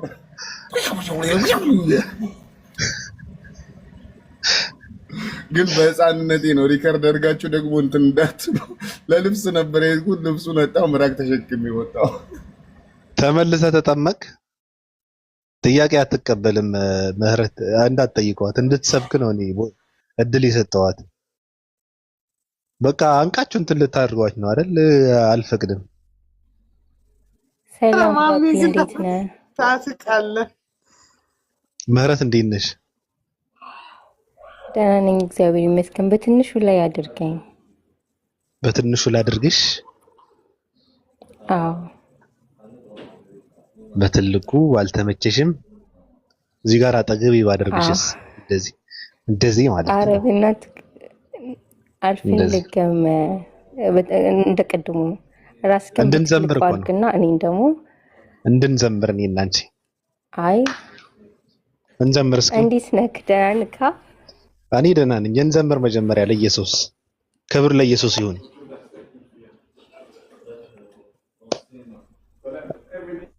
እየሰማሽ ነው? ታምናለህ እንዴ በኢየሱስ? ማመን አለማመን ሳይሆን እንዘምር አልኩሽ። ታምናለህ ወይ በኢየሱስ?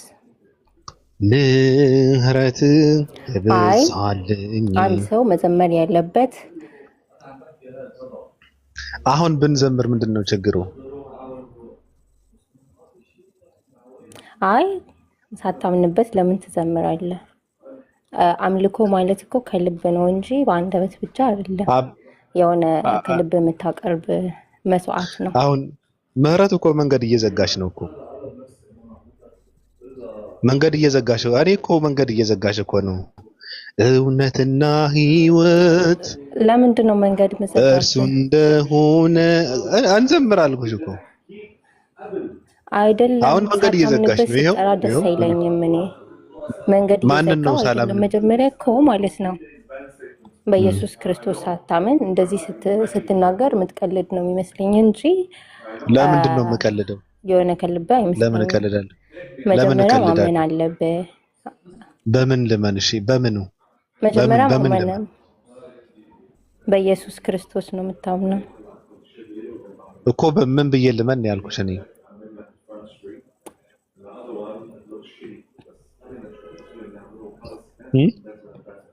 አሁን አታምንም ብለሽ እሱ ስትይ አዳኝ እንደሆነ ነው የምታምነው። ከምንድን ነው የሚያድነን? ከኃጢአት፣ ከዘላለም ሞት፣ ከዘላለም ፍርድ ያድናል።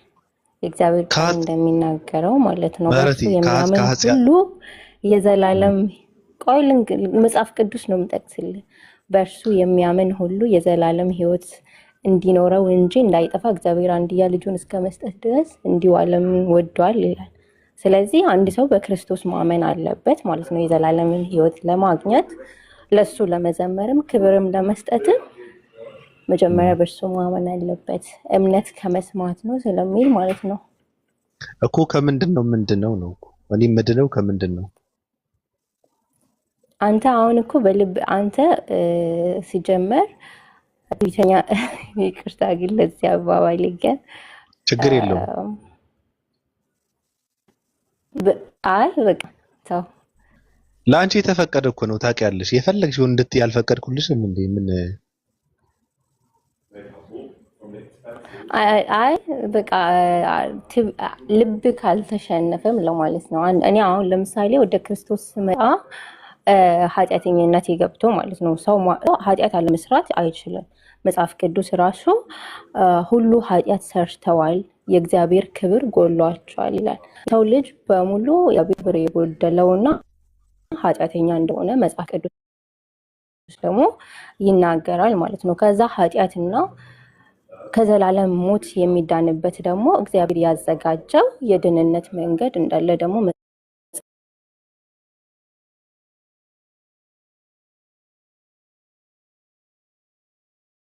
ታች የተሰጠን ስም ኢየሱስ እንደሆነ ይናገራል መጽሐፍ ቅዱስ ማለት ነውና አንተ ኃጢአተኝነትን አታምንም ሲጀመር ማለት ነው። እኔ እኮ ችግሩ ምን አለ መሰለሽ ምህረትዬ፣ ምን ለምን እኔ የትኛው ኃጢአት ነው አንቺ ጋር ዝም ሰራው? እንዴ የትኛው ኃጢአት ነው? እኔ ቃል ኪዳን አስረን እንጋባን ያልኩሽ እንጂ የትኛው ዝሙት ሰርቼ ነው እኔ ኃጢአተኛ የምባለው? አሁን ኃጢአት እኮ በድርጊት ብቻ አይደለም፣ ምኞት ራሱ ማለት ነው። ኢየሱስ ክርስቶስ በልቡ የተመኘ ራሱ ኃጢአት እንዳደረገ ይናገራል። እኔ አልተመኘሁም። እኔ አንቺ ጋር የምመኘው ያው በቬሎ ተጋብተን ቃል ኪዳን አስረን እናትና አባት ፈቅደው ነው እንጂ አረ ስለኔ ነው ስለኔ አታውራ። እኔ ስለኔ ለማውራት አይደለም የመጣሁት ባቢ ማለት ነው። በቃ ቻው፣ ልወርድ ነው። ለምን ትወርቻለሽ እንዴ? ለምን? አይ በቃ አልፈልግም፣ ስለኔ እንድታወራ አልፈልግም። ለማንኛውም ማነው የሚናደደው? ብቻ ነው የመጣሁት። ቆይ ማነው የሚናደደው? እንደዚህ ብለን እኔ እና አንቺ ስለ ፍቅር የሚባለው ነገር ስናወራ ማነው የሚናደደው? የሚናደድብሽ ማነው? አይ አማኝ ካልሆነ ሰው ጋራ አረ ፍቅረኛ ራሱ አልፈልግም እኔ በነገራችን ላይ አማኝም ቢሆን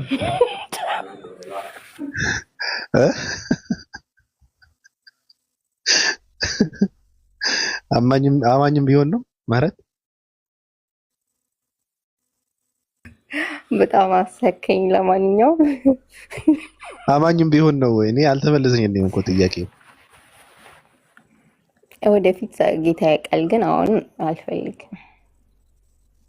ወደፊት ምን? ወደፊት ጌታ ያውቃል፣ አሁን ግን አልፈልግም አልኩኝ። አማኝም ቢሆን ነው። አዎ መጽሐፍ ቅዱስ ራሱ እኮ የሚፈቅድልኝ አማኝ የሆነውን ሰው ነው እንጂ አማኝ ያልሆነውን ሰው ቆሮንቶስ ላይ ይናገራል። ጨለማ ይናገራል። እኔ ከሃዲ አይደለሁም እንጂ አይደለሁም እንዴ አይደለሁም እያልኩሽ አታምንማ በክርስቶስ።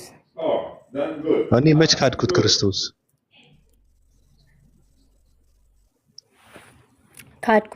ካድከው አላልኩም፣ ግን አታምንበትም። መች ካድኩት ታዲያ? ካልካድኩት ታዲያ ምን ፈቅድም? እሱማ ሌላ መፈተሽ ያለበትን ነገር መፈተሽ ይገባል ብዬ ስለማምን እኮ ነው። ለምን እሱ እኔና አንቺ አብረን አንፈትሸውም? እሺ እንደዛ ከሆነ ኧረ ወይኔ እኔ ቻው ምንም ነገር ካንተ መፈተሽ አልፈልግም። ቁም ነገር ግን ማለት ነው ባቢ ሰላም ልልክ ነው የገባሁት። ያው ከቲክቶክ ስለጠፋ 500 ምናምን ሰው ሆኗል። ቻው። ከቲክቶክ ምን ነው ከቲክቶክ ምን 500 ምናምን ሰው ሆኗል። እና ምንድነው ችግሩ? 500 ሰው ቢሆን ሰው ትፈሪያለሽ እንዴ? አንቺ ደግሞ ክርስቶስን ይዘሽ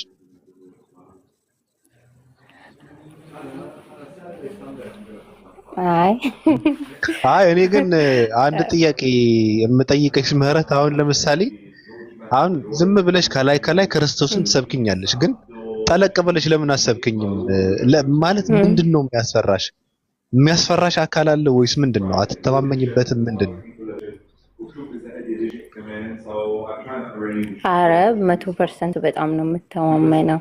በራሴ በጣም እተማመናለሁ። በክርስቶስ ያለኝ እምነትም 100% ነው። በእግዚአብሔር ጸጋ ማለት ነው። በእኔ አቅም ሳይሆን በእግዚአብሔር ጸጋ። የታወቀ ነው። እሱንም ሰው ደካማ ነው። ግን እኮ እንደዛ ከሆነ ለምን አሰብክኝም ነው። እኔ አሁን እኮ መሰበህ እስኪ እኔ አይምሮዬን መቀየር ከቻልሽ ልቤንም ማረስረስ ከቻልሽ ብዬ እኮ ይኸው ልቤ ለእግዚአብሔር ቃል ክፍት ነው ብዬ በሰጠሽ እኮ ምንም አታድርጊም እኮ። በቃ ይበቃል ነው የምትይው።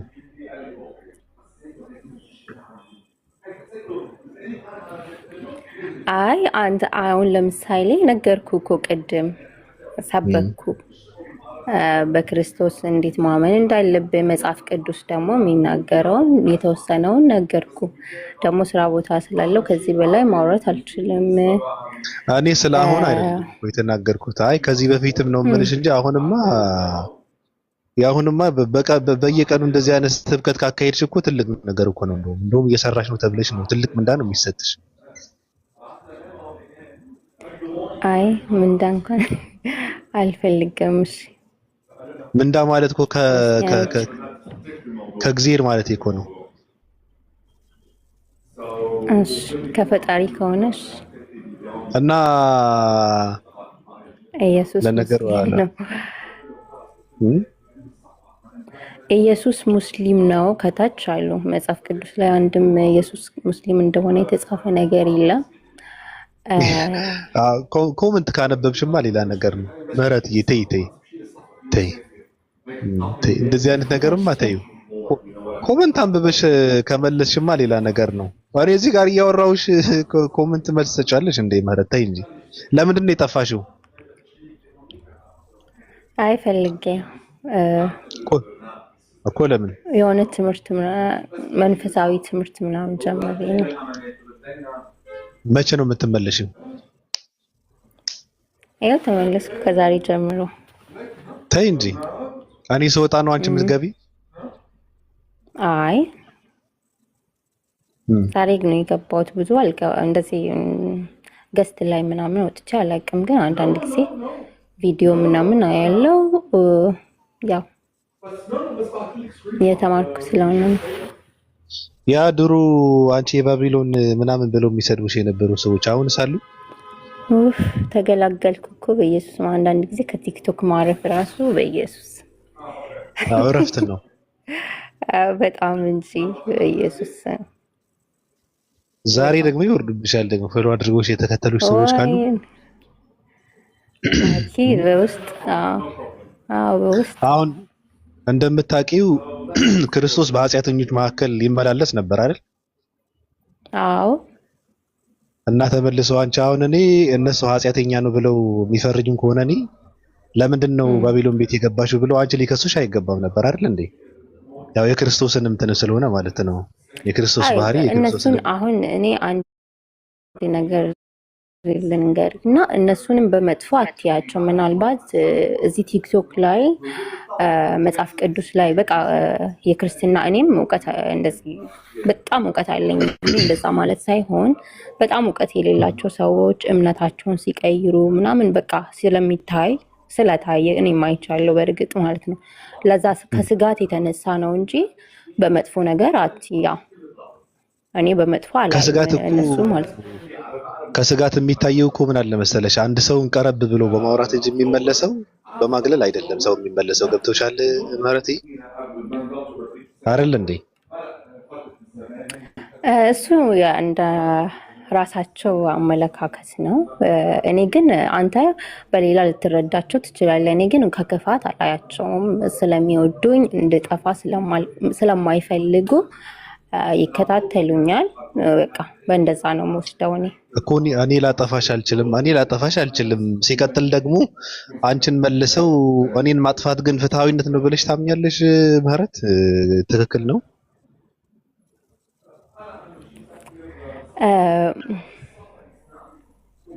አንተ ስትጀምር ለምንድን ነው የምትጠፋው? አሁን ለምሳሌ እኮ እንደዛ ነው ወደ እኔ መምጣት ጥፋት ነው ብለሽ ስላሰብሽ ነው እንጂ እኔ ጠፍቻለሁ ብዬ እንኳን አላስብም። ገብቶሻል? እኔ እውነትን ፈላጊ ሰው ጠፍቻለሁ ብዬ አልልም። ግን እንደዛ አድርገው እኔ እንዴት እንደምረዳ ግን ነገር ያለው የሰው አመለካከትና አረዳድ ሊለያይ ይችላል እና እንደዛ ነው። አዎ ግን አንቺ እንትን መሆን የለብሽም፣ መራቅ የለብሽም። እየመጣሽ ወንጌል መስበክ እኛ ጋርም እኔ ጋርም ተቀራርበሽ ማውራቱ መቋረጥ የለብሽም። እኔ አከብርሻለሁ፣ መብትሽም የተከበረ ነው። እኔ እህቶችን መጥላት አልፈልግም፣ ወንድሞቼን መጥላት አልፈልግም። ገብቶሻል? ጥላቻ የለብኝም፣ የሰው ጥላቻ የለብኝም። ጥያቄዎች ሊኖሩ ይችላሉ። ጥያቄዎች መመለስ የሚችል ሰው ካለ ደግሞ በስነ ስርዓት በፍቅር ማስተናገድ ሰው ነኝ። እሺ አመሰግናለሁ።